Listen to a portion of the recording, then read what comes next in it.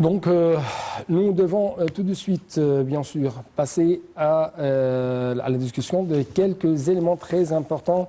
Le président Abdel Fattah al-Sisi, pendant son allocution, au cours de sa conférence internationale qui se tient ici en Égypte, a appelé à une sorte de comment la communauté internationale doit s'engager afin de soutenir non seulement l'Égypte, mais aussi le monde entier à la reprise verte. Donc, est-ce que vous pouvez nous donner un peu d'explication en ce qui concerne la reprise verte et l'importance de ces efforts internationaux afin de surmonter les répercussions de la crise du Covid-19? Bien sûr. Depuis 7 ans, ou même 8 ans, on essaie de faire des alliances, mais en ce temps-là, on a beaucoup de problèmes politiques et des problèmes économiques et sociaux. C'est pour ça qu'on avait un plan de bien stabiliser la vie politique et aussi pour faire la première réforme économique. Et on a bien fait la première réforme économique avec le Banque mondiale pour faire les réformes économiques. Pourquoi? Pour faire des alliances avec des groupes économiques mondiaux. Et après ça, on a commencé au même Parlement depuis 2017 et 2018, on fait des réformes économiques et aussi de commencer à faire de résoudre des problèmes sociaux, d'avoir une protection sociale pour le peuple égyptien et en même temps d'être prêt pour la deuxième réforme économique. La deuxième réforme économique pour être l'Égypte. La réforme structurelle. Oui, pas seulement forte, mais aussi elle est forte pour être dans une alliance mondiale économique. Et pour avoir ça, on doit respecter les normes internationales. Et notre chef d'État, il a bien annoncé dès mars 2002, on va adopter les normes européennes dans tous les produits et même les services. Et ça, c'est d'abord pour avoir la même base pour la communication et l'alliance avec des groupes économiques. Et ça nous entre dans la deuxième réforme économique. Ça s'agit pour bien aider les investisseurs, pour bien investir aussi en Égypte et de donner des bénéfices,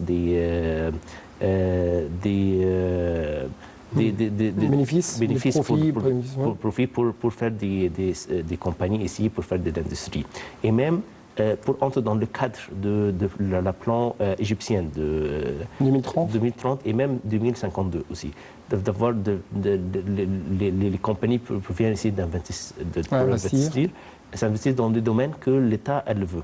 Et aussi dans les zones industrielles ou même les zones d'investissement en Égypte.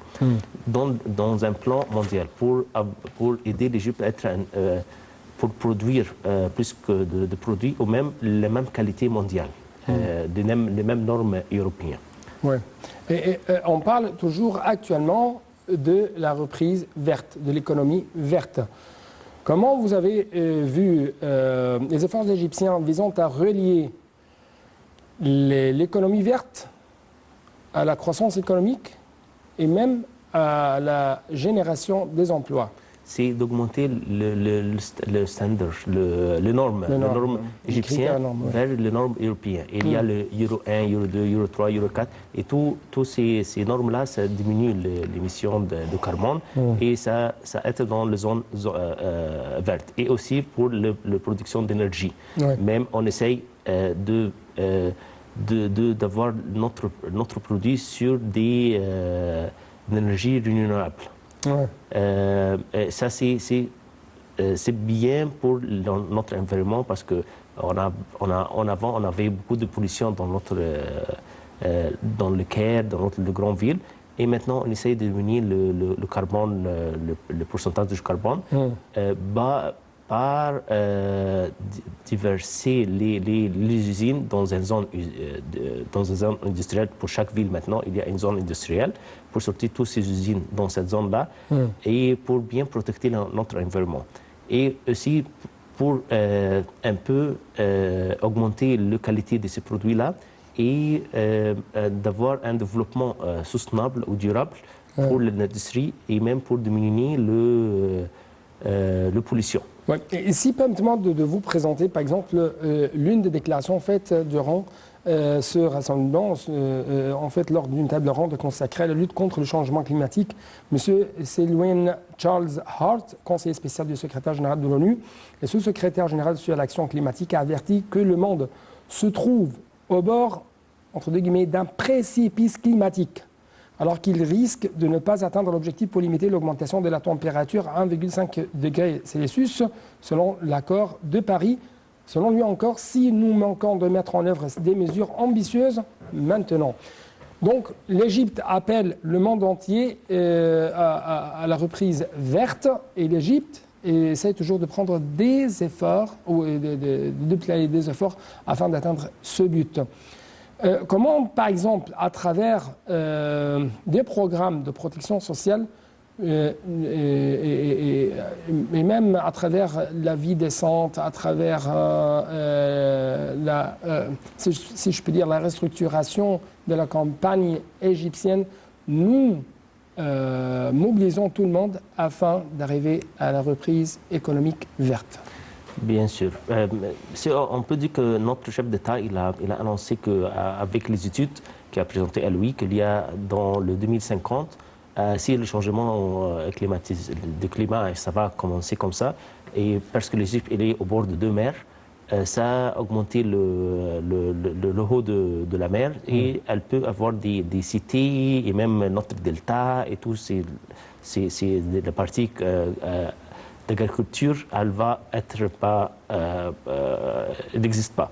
C'est pour ça notre chef d'État, il a bien mettre ça dans le plan de 2052, d'avoir de déplacer les gens, les cités, d'avoir de nouvelles cités et même de nouvelles d'agriculture, de terrain agriculture pour bien résoudre ce problème-là. Si on n'a pas bien résoudre on n'a pas arrêté le changement du climat. C'est pour ça qu'on a toujours de nouveaux cités. Il y a tous les jours, il y a la nouvelle capitale, il y a aussi Alamé, il y a beaucoup de cités. Et une nouvelle agglomération comme par exemple le nouveau delta, ce projet de nouveau delta. Tout, c'est ça là, c'est parce que les études, si le changement ça va continuer comme ça, peut-être dans le futur, on n'a pas le terrain pour l'agriculture, parce que le niveau de la mer, il va augmenter, ça veut dire que le terrain agriculture, il y a beaucoup de salinité. C'est pour ça que ça n'est pas bien pour l'agriculture. C'est pour ça que tout le projet, maintenant, la vision de 2030, d'avoir un autre plan B, d'avoir des terrains agriculture, et même des deuxièmes cités, des grandes cités pour bien ça. Et aussi, apparemment, de diminuer notre pollution, les émissions de pollution. Nous devons prendre une toute petite pause et après ça, on va bien sûr continuer ensemble notre discussion.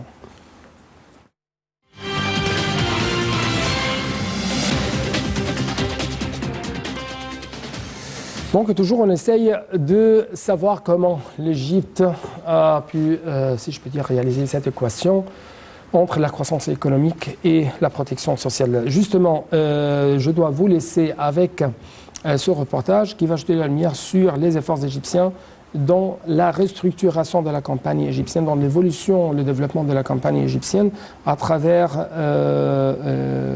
bien sûr, des initiatives émanant de l'initiative Vie décente. Donc tout de suite, un reportage. Le Premier ministre Moustapha Madbouli a affirmé que des réunions hebdomadaires se tiennent pour le suivi des projets mis en œuvre dans le cadre de l'initiative Une vie décente pour le développement de la campagne égyptienne, et ce, afin d'assurer un haut niveau de performance selon les objectifs du président Abdel Fattah el-Sisi. La première phase du projet comporte les villages où le taux de paupérisme atteint plus de 70%. L'initiative Une vie décente a été appliquée dans 51 mairies au niveau de 20 gouvernorats selon le rapport. Et le total de bénéficiaires jusqu'à présent a atteint 18,4 millions de personnes dans 1376 villages. 9000 fermes ont également bénéficié du projet. La deuxième phase comporte les villages les moins pauvres, où les taux atteignent de 50 à 70%. La troisième phase est consacrée aux villages de moins de 50% de paupérisme. Le projet vise à fournir un ensemble intégré de services comprenant les éléments. Le projet vise les services publics et d'infrastructures, routes et transports, assainissement et eau potable, électricité et éclairage public, gaz naturel, développement des unités locales, jeunesse et sport, services de santé et d'éducation. Le projet a aussi comme but le développement économique et opportunités d'emploi, création de complexes industriels, formation professionnelle, apport de rentabilité économique, embauche de villageois pour construire leur maison, recyclage des déchets et développement agricole et halieutique. Le projet vise les interventions sociales et fourniture de logements décents, alphabétisation et éducation, logement décent, sensibilisation, campagne culturelle et sportive, réadaptation psychologique et sociale, préparation des mariés et remboursement des dettes. La mise en œuvre du projet commence par le développement des centres les plus pauvres au niveau de la République en tant qu'une étape urgente. Ils ont été confinés à 50 centres au niveau de 20 gouvernorats, comprenant 1391 villages en plus de 11 087 fermes, avec un taux d'investissement de 150 milliards de livres égyptiennes, dont 18 millions de citoyens en bénéficient.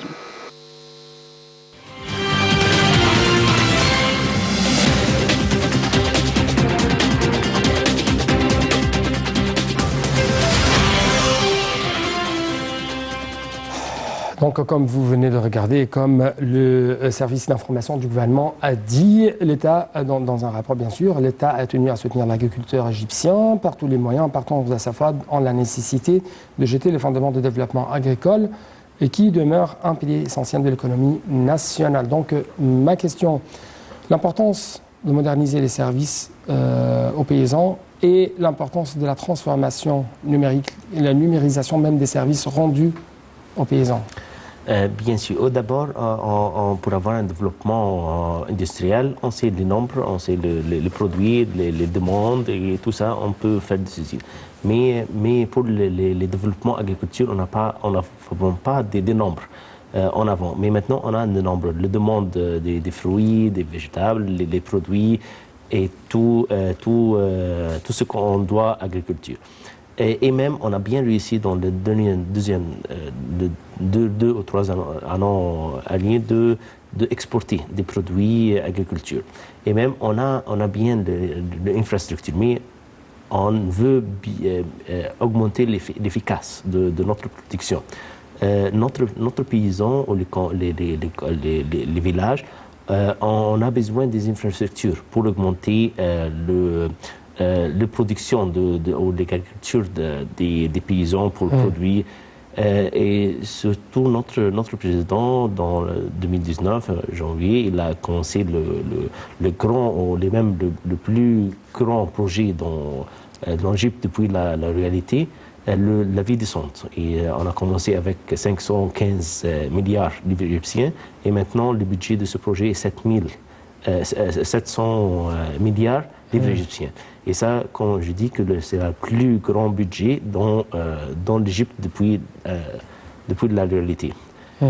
Et même ça, ce n'est pas seulement le seul projet. En même temps, on a 31 000 projets en Parlement pour le construire et le développement de toute l'Égypte, avec un budget de 6 trillions livres égyptiens. Mais si on retourne encore une fois sur vie décente de changer augmenter l'infrastructure des compagnies et les villages et d'offrir pour les paysans là-bas tous les services, pour les alimentaires, etc. Et aussi l'éducation et la formation pour les enfants. Le financement même, parce qu'en général, le président a appelé pendant la conférence qu'on a mentionnée aujourd'hui, a appelé les organisations, les institutions de financement mondial à soutenir cette transformation vers l'économie verte, ainsi de suite. C'est pourquoi on trouve qu'en Égypte, par exemple, Et parmi les efforts de l'État égyptien, c'est comment accorder des prêts faciles afin d'étendre les projets et les activités agricoles. L'importance de financement, et je parle ici de l'importance de financement de la part de l'État à ces paysans, à ces agriculteurs. Bien sûr, mais si on commence, les paysans, au début, ils font de l'agriculture de le terrain. Mais même, ils veulent des financements pour faire une petite production. Par exemple, il voit le fruit, il peut mettre dans un package et il peut avoir dans le marché pour l'export. Tout ça, il doit avoir un peu de financement et pas seulement le financement de formation pour les paysans pour faire un petit projet de profit et de grandir sur ce projet. C'est pour ça que notre chef d'État il a bien donné des bénéfices pour les paysans d'avoir des financements pour grandir les projets agriculture. Et même aussi, il y a aussi le vocational service, des services vocational, services d'augmenter la productivité des paysans par des cours, des stages de formation, tout ça, pour augmenter l'esprit des paysans, pour avoir de nouvelles opportunités. Et même, notre État a bien fait des connexions dans les dernières deux années d'exporter des produits. Maintenant, on a beaucoup de marchés dans l'Europe et aussi les États-Unis. Et les pays du Golfe. Et le Golfe. Et on a bien exporté. Même, je pense que nous sommes deuxième maintenant dans l'exportation. Je crois même que le coronavirus a rendu l'État égyptien, le peuple, l'administration, la gestion, ainsi de suite, de l'importance du secteur agricole dans ce temps de coronavirus exceptionnel, dans ce temps de crise. Donc, les industries agroalimentaires prennent ainsi le devant de la scène mondiale. C'est bien parce que c'est une opportunité pour l'Égypte. Parce que on a bien parce que ça c'est le coronavirus. Ça diminue les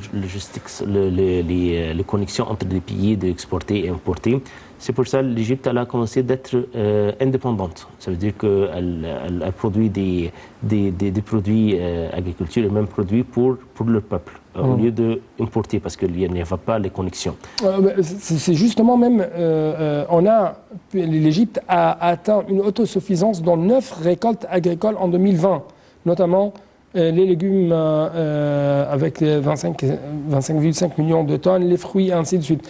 Donc, nous arrivons à l'autosuffisance, nous arrivons à l'augmentation de la productivité agricole, nous arrivons à la hausse des exportations vers l'étranger, et tout ça dans des programmes qui lient les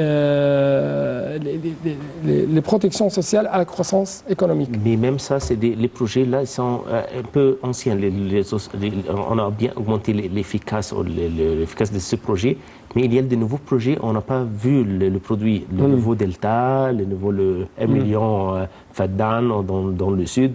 Tous ces projets, on va regarder la production dans cette année ou même l'année prochaine. On va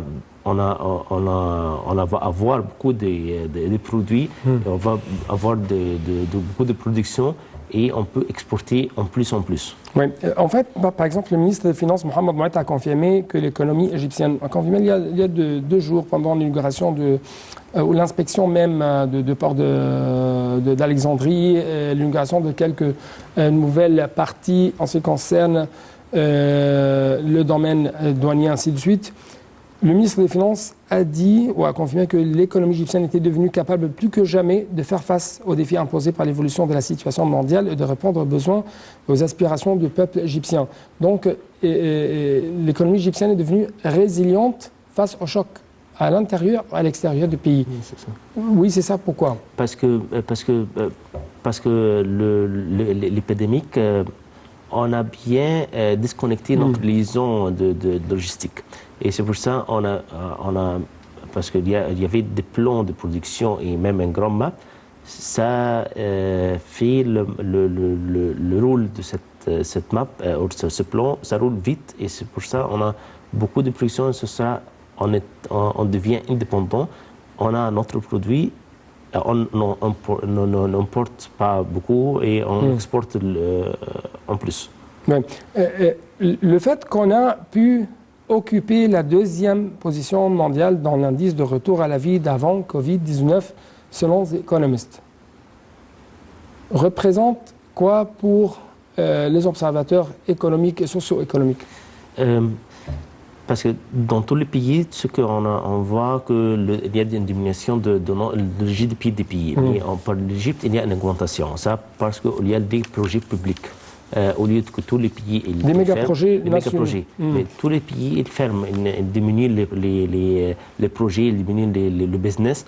Mais en Égypte, et même il y a les secteurs privés, il a diminué un peu le business, mais le secteur public, il a augmenté le business. Il a même fait des méga-projets. Et tous ces projets-là, elle a fait rouler la roue économique en Égypte. Même les secteurs privés, il a entré. Et ça a augmenté. Et même avant le coronavirus, cette année, on devait avoir 6% d'augmentation dans notre GDP, mais maintenant, on a 3,5 presque d'augmentation de GDP. Mais on pense que par le dernier quarter de cette année, on va retourner encore une fois notre croissance vers 6% d'augmentation dans notre service GDP. Oui, en fait, selon toujours Mohamed Mouaït, le projet national de développement de la campagne égyptienne Vie décente était l'un des meilleurs programmes de développement du monde selon les Nations Unies, vu qu'il contribue à augmenter les taux de croissance économique les plus inclusifs. Et c'est ça un point très important, j'attends bien sûr votre commentaire, et vu que ça... vu bien sûr qu'il contribue à augmenter le taux de croissance économique les plus inclusifs et les plus influents sur la vie des citoyens. Oui, parce qu'il y a deux buts. Le but économique d'avoir tous les machines et tous les services, les produits qu'on utilise dans la vie décente, elle est fabriquée en Égypte. Ça veut dire que chaque produit, il fait rouler les usines, il fait rouler l'industrie. C'est pour ça que notre chef d'État, il a dit que le 700 milliards livres égyptiens est seulement pour la roue économique intérieure. Ça veut dire qu'on va prendre tous les services et les produits et résoudre tous les problèmes avec notre capacité égyptienne. Ça veut dire que n'importe quel investissement on va faire dans la vie décente, elle va être dans notre économie. Elle ne va pas sortir, on ne va pas importer des choses de ce comme ça. La deuxième partie, de la vie décente, comment elle va changer la vie des citoyens égyptiens. On parle sur 58% de notre population égyptienne, presque 55 millions égyptiens. On va changer son vie, mais pour le meilleur. Parce que ces gens-là, on ne va pas le standard ou le minimum de vie. On ne va pas de l'eau, on ne va pas de santé, d'infrastructures. Maintenant, on peut dire que 50% de 700 milliards de livres égyptiens, ça pour la sanité et pour délivrer de l'eau pour les gens. Et aussi pour construire les toits, parce qu'ils ont des maisons, mais il n'y a pas de toit. Fait de toit et même de faire des hôpitaux. Et ici, pour la santé et les hôpitaux, je dois vous proposer avec nos chers téléspectateurs un reportage qui porte le titre suivant: 5 initiatives pour soutenir la santé de la femme. Ayachel et Samir. L'Égypte a lancé 5 initiatives pour soutenir la santé de la femme. L'initiative pour la santé de la femme a été en effet lancée en juillet 2019.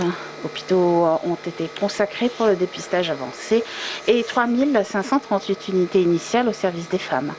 L'initiative a permis une détection précoce des tumeurs du sein et une prise de conscience de l'importance de l'examen périodique des seins, en plus de la détection des maladies non transmissibles et de la santé génétique des femmes, ainsi qu'un traitement gratuit avec les derniers protocoles de traitement les plus sophistiqués pour près de 30 millions de femmes dans tout le pays.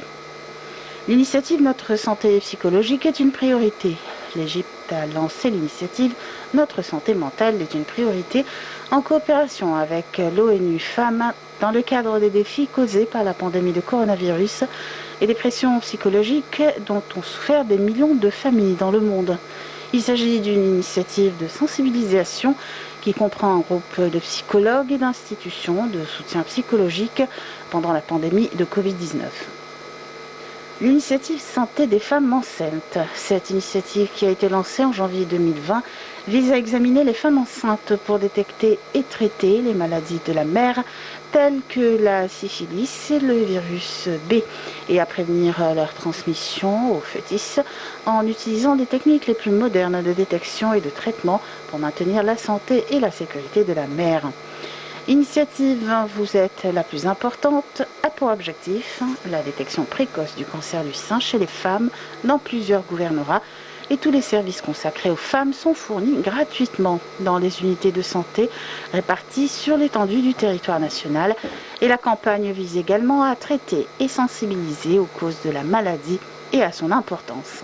Campagne sécurité lancée par plusieurs organisations de la société civile, le secteur privé, l'Association égyptienne de planification familiale et l'Association égyptienne Saboya, pour objectif le développement et la sensibilisation en coopération avec la fondation d'AKT. Cette campagne vise à soutenir et à sensibiliser les mères à l'importance de planifier leur vie, en particulier en ce qui concerne la grossesse.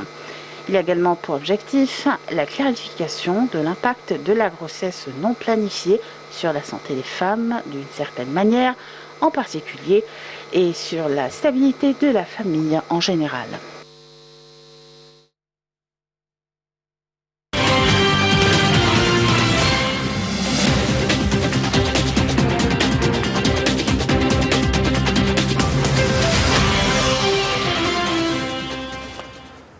Oui, l'État égyptien s'intéresse de plus en plus à appliquer des programmes sanitaires, des programmes qui s'inscrivent dans le cadre de comment former un être humain, ou plutôt comment investir dans le capital humain.